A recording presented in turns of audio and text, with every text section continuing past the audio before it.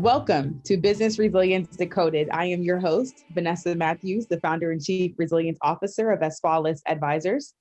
Today, I'm very excited. We have an accomplished guest that's going to be joining us again today. She is no stranger to the Business Resilience Decoded podcast. Cheyene Marling is the managing director of BC Management, a Castellan solutions company. And she's going to be speaking on 2021 business continuity employment market. So Cheyene, how are you? Fantastic. How are you? Thank you for having me. I'm doing very, very, very well. So we've talked to you. You were one of the first guests of the podcast, I want to say 2, maybe 3 years ago now.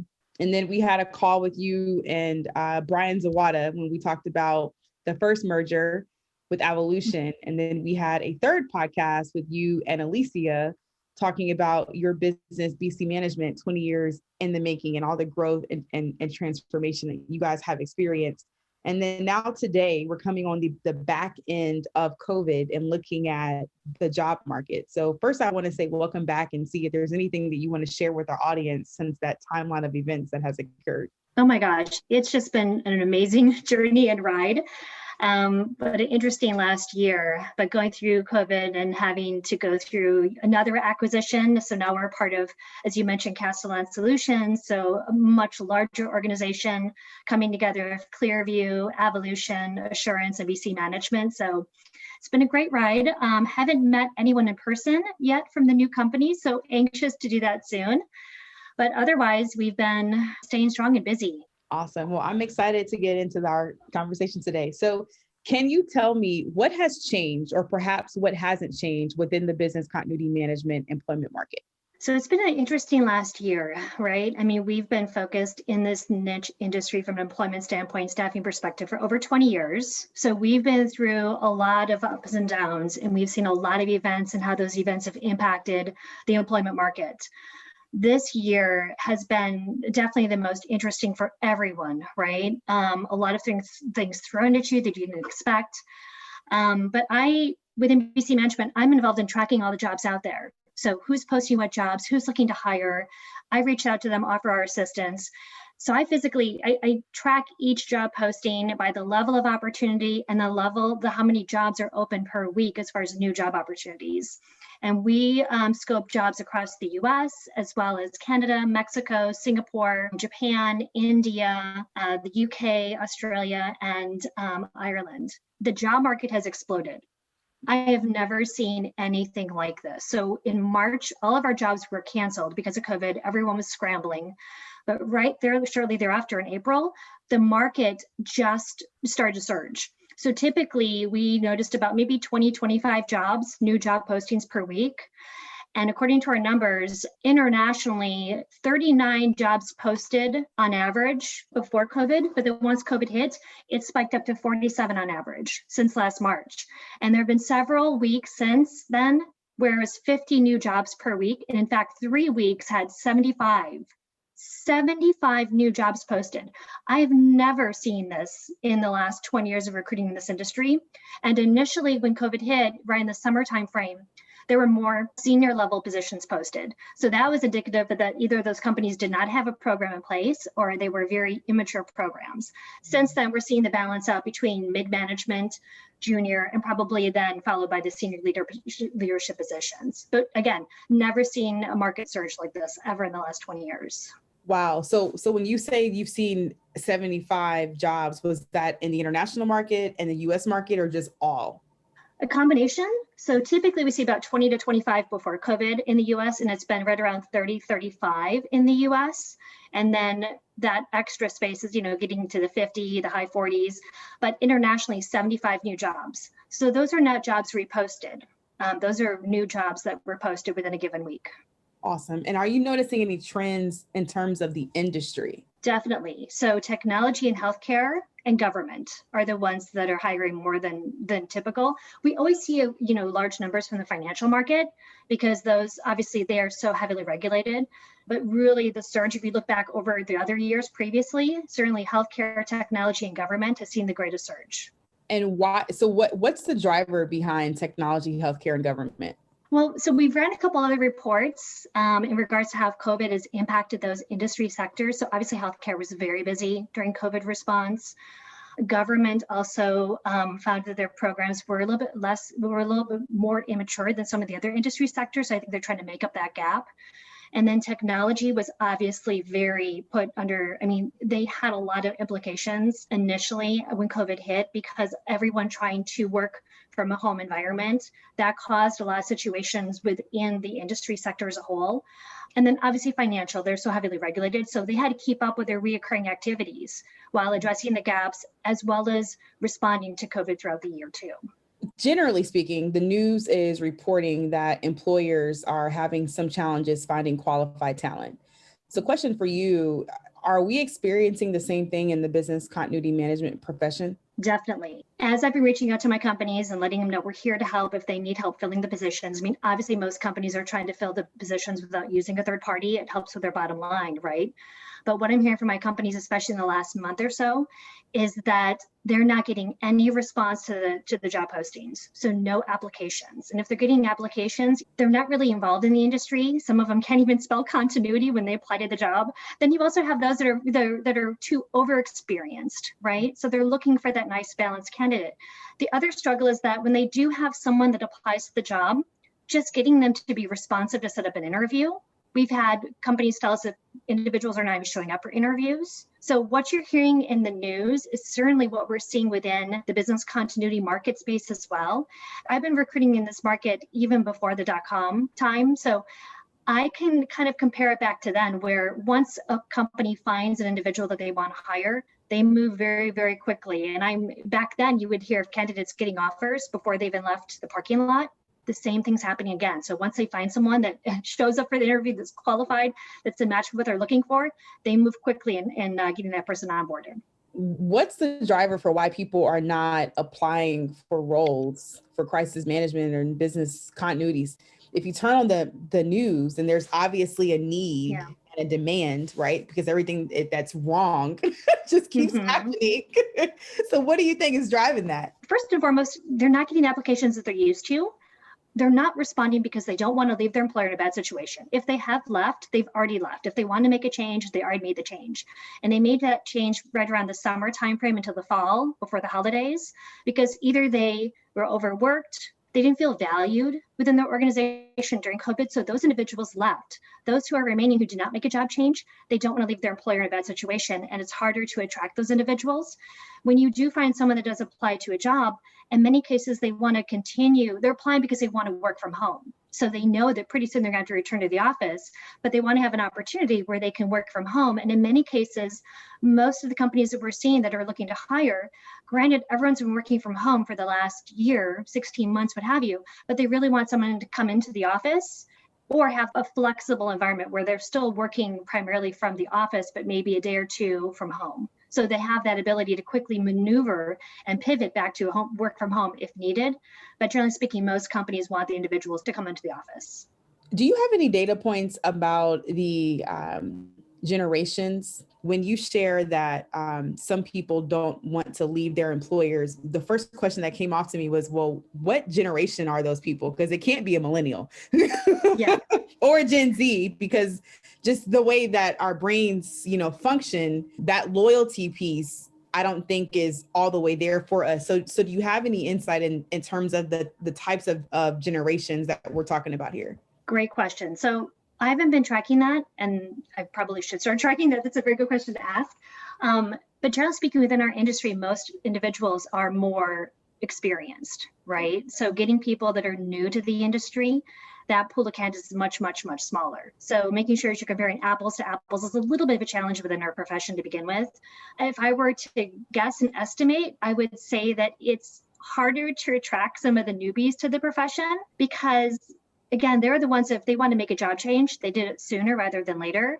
And they're not looking, they've already made that job change. So they're not looking to make multiple job changes within 1 year. Well, I can definitely share in some of those sentiments. At Asfalis, we are an employer as well.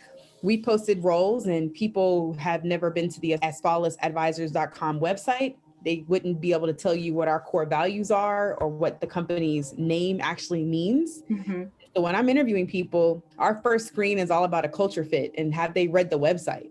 And if the answer is no, we don't even pass them on to the second round because it's challenging. And as an employer, it's frustrating when you're looking for talent, but then people just don't do their due diligence, or you get any and everybody who applies and it's clear that they just did not read the job posting.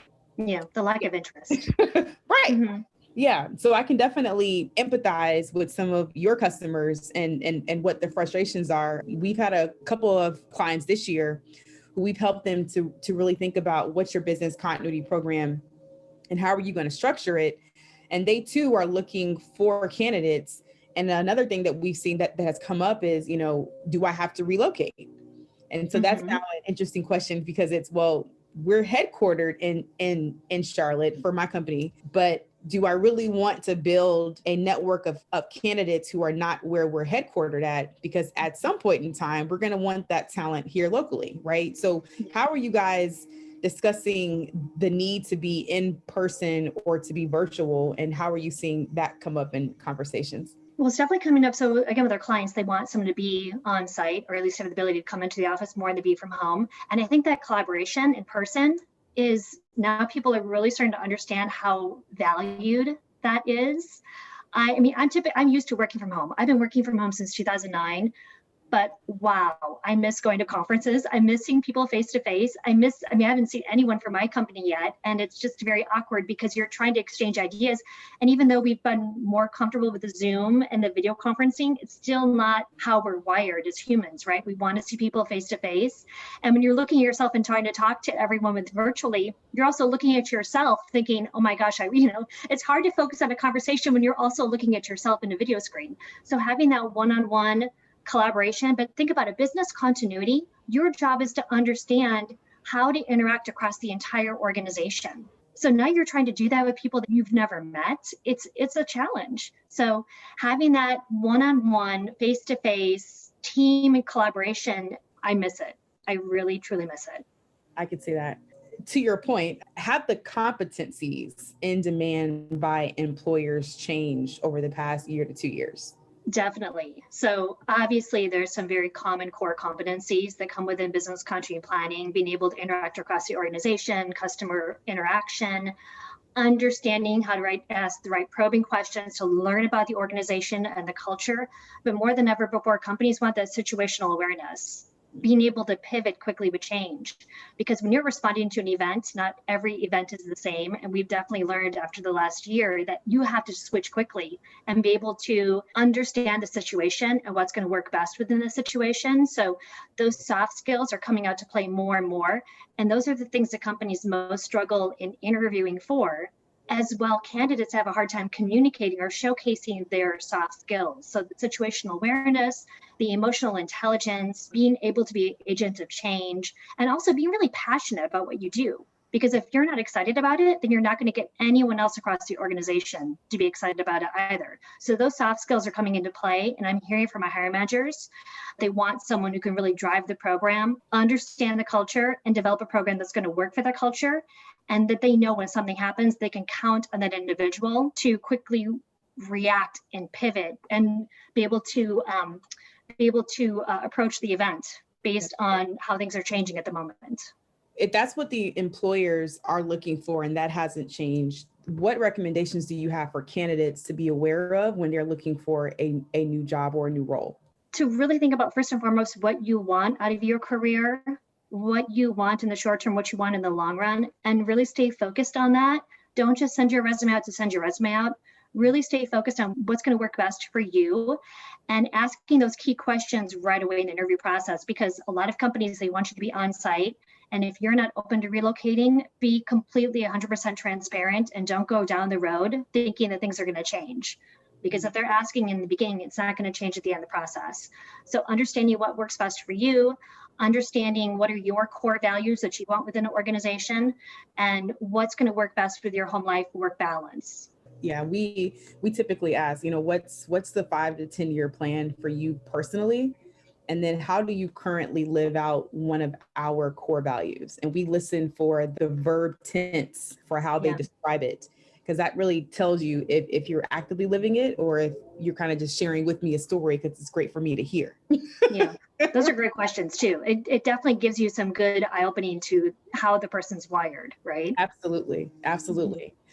So what should employers be aware of? On a previous conference that I attended, one of the things that we talked about was this transition of the workforce with the boomer generation continuing to evolve with a newer generation coming in. What should these employers be aware of? And what should I be aware of as an employer? Yeah. That's a great question. So really keeping an open mind, because sometimes your criteria, A, B, C, D, whatever it may be, you could be leaving out a great candidate that could be a great fit to the culture, because you can teach them aspects of the job in many cases if you have the time to do so, but getting the right culture fit, the right soft skills, and understanding and really interviewing for those skills and what's going to work best within your team, within your company, within your program. So don't always stay true and only interview or qualify candidates based on your top 3 requirements. Kind of keeping an open box and open mind to what's going to work best for you, and communicating that to your human resources or internal talent acquisition. Because if they're leaving people out only because they don't have a certification or they don't have a degree, there could be something else in their resume, some of those other soft skills, or some of the skills they learned previously with another job that they're bringing to business continuity planning. Yeah, we have a couple of customers, especially those that are focused on making a diversity and equity hire. They're getting rid of the requirements to have a bachelor's degree or some of the things that have historically kept Black and brown people out. They're getting rid of some of those barriers because, in all honesty, what we do isn't rocket science. Exactly. More so program management, right? Yeah. You can manage the program, build relationships, and write well, I think you'll be successful. Yeah, very good point. Very good point. And it weeds out so many candidates. If you don't have an open mind, you're weeding out a lot of potential talent. Cheyenne, do you have anything that our listeners may find of value that you can share before we wrap up today? So for the first time ever, we've created a dashboard, a customized dashboard. So usually you have the great report, right? That is a static PDF report. But the feedback I've always received is great report, but it has nothing to do with my background. It has nothing to do with how many years experience. So now we're offering customized dashboards, complimentary. So anyone who does participate in the study, and the study's still open, once you participate, you get a complimentary customized dashboard that is either customized by years of experience or by job title. And it goes through, and it's a link. And the best thing is more and more people are still contributing to the study. And that dashboard link that individuals have received gets better and better throughout the year. It shows by region, it shows by degree, by years of experience, leadership skills, management skills, certification, and it gives you more insight into what others are doing or their compensation earning potential within your peer group. Awesome. So where can people go to find that dashboard? Go to bcmanagement.com, click on Insights, Research and Insights. The first layer underneath there is compensation and career studies, and you can request the compensation report and you can still participate to get that customized dashboard. Awesome. Well, thank you so much for visiting us today.